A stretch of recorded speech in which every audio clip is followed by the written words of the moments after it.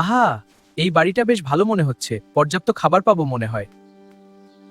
দেখি তো রান্নাঘরে আজ নতুন কি খাবার পাওয়া যায়।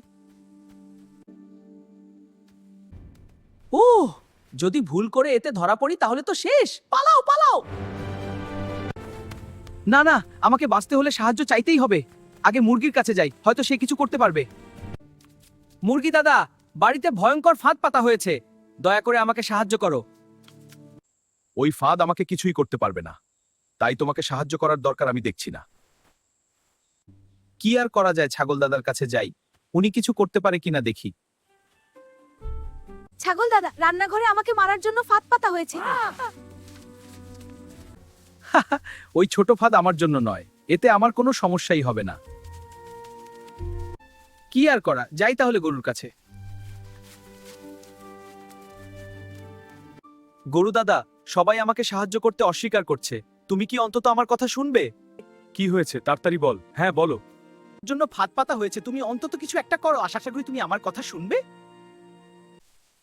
ইঁদুরের ফাঁদ আমার ক্ষতি করতে পারবে না, তাই এতে আমি তোকে কোনো সাহায্য করতে পারবো না। কোনো রকম সাহায্যই কি করতে পারবে না? দেখো না কিছু করা যায় কিনা। কেউই আমার কথা শুনল না। মনে হয় আমাকে একাই এই বিপদের মুখোমুখি হতে হবে। এই শব্দটা কিসের? মনে হচ্ছে ফাঁদে কিছু ধরা পড়েছে। এটা তো দেখছি একটি সাবান। সাবানও নয়, ইন্দুরও নয়, দেখছি সাপ। ও মাগো, মরে গেলাম গো! বাঁচাও, সাপটা আমাকে কামড়েছে। ওর কিছু হলে আমি বাঁচবো না ডাক্তার সাহেব। যে করে হোক ওকে বাঁচান। চিন্তা করবেন না, আমি সব দেখছি।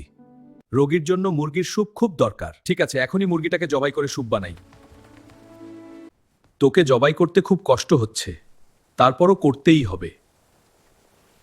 এত গেস্ট এসেছে, তাদের আপ্যায়ন করতে হবে, তাই ছাগলটাকেও জবাই করতে হবে। আর চিকিৎসার খরচ মেটাতে গরুটিকে বিক্রি করতে হবে।